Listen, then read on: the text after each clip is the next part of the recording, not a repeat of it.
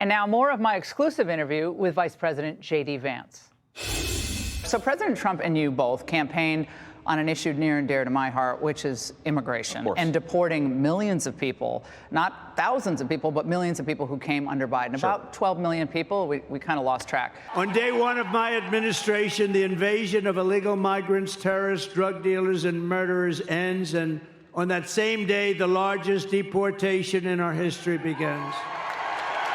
We have no choice. But according to Reuters, in the first month in office, I think you guys have been able to deport about 37,600 people, which is not a small number. But to really get those numbers up, it would have to be about 60,000 a week to hit that 12 million mark. You run out of beds. You have like 47,000 people in detention, but you've run out of beds. What next?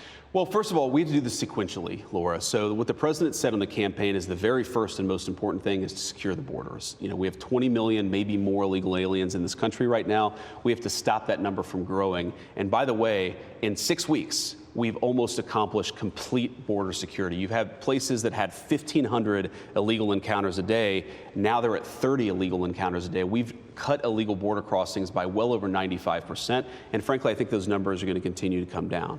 So once you get operative control of the border, now you have to ramp up deportations. And Laura, this is another area where Joe Biden has left us with a hole that we have to dig out of. You have immigration detention facilities that were underfunded. You have ICE, which does most of the actual deportations, that was radically underfunded, really sort of in some ways destroyed by the Biden administration. We're building that capacity up. I do think that you're going to see those deportation numbers rise. And again, the president every single day in private and in public is asking, how do we get those deportation numbers? Yeah, he wants them up. He's impatient. He's like I am. He's very impatient. It's good to have a leader who's impatient to get things done, because it has all of us in his government actually asking ourselves what we can do. One more point on this, because look, some of this we can do, of course, through old-fashioned deportations, but Mitt Romney, of all people, used this term in the 2020 or the 2012 campaign, self-deportation. I think Kristi Noem deserves a lot of credit for this, and Tom Homan, because that CBP-1 app, do you remember that?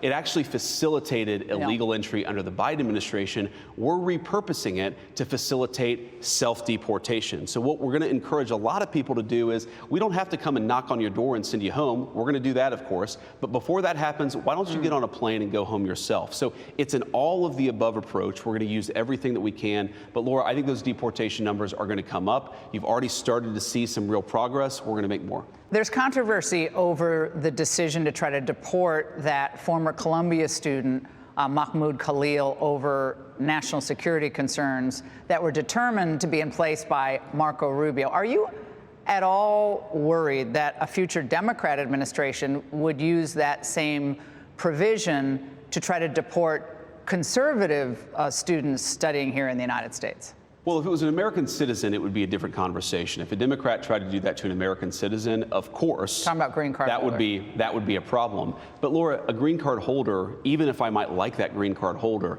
doesn't have an indefinite right to be in the United States of America, right? American citizens have different rights from people who have green cards, from people who have student visas.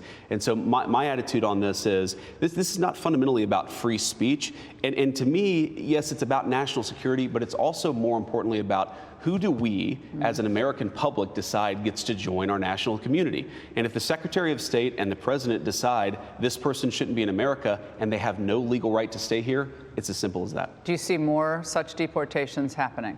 I think we'll certainly see some people who get deported on student visas if we determine that it's not in the best interest of the United States to have them in our country. So yeah, I don't know how high that number is going to be, but you're going to see more people. We have 1.1 million foreign students studying in the United States. Do you think it's truly an America First approach when U.S. universities that get billions in total from the federal taxpayer rely so heavily on foreign students, including foreign students from adversary countries like China? I think it's a real problem, and it's something that we're certainly looking at, Laura.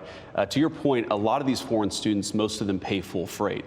And so sometimes what you have at an elite university, right, like a Columbia or a Harvard, you have a well-qualified middle-class American kid from the heartland who doesn't get a spot in these universities because some Chinese oligarch who's paying $100,000 a year takes up that that spot. So it's not just bad for national security, it's bad for the American dream for a lot of kids who want to go to a nice university and can't because their spot was taken by a foreign student. It's certainly something we're looking at. Poland today has asked, the Polish president has asked for the United States to consider deploying nuclear weapons in Poland as a shield against future Russian aggression. This as President Trump meeting, of course, today with the NATO leader.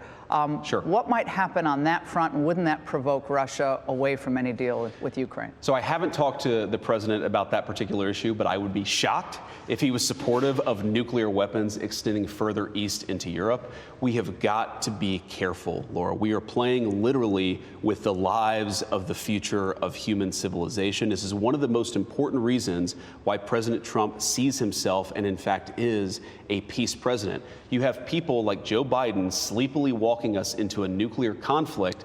Donald Trump is taking us in a totally different approach, and we need it. We need cooler heads to prevail. And on this Russia-Ukraine thing, Laura, I mean, look, the Biden administration strategy was literally to shovel weapons at the Ukrainians, allow the Russians and the Ukrainians to bleed out, and hope that somehow a settlement appeared out of thin air.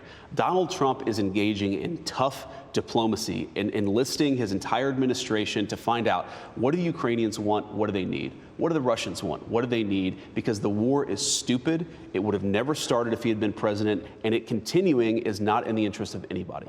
Hey, Sean Hannity here. Hey, click here to subscribe to Fox News YouTube page and catch our hottest interviews and most compelling analysis. You will not get it anywhere else.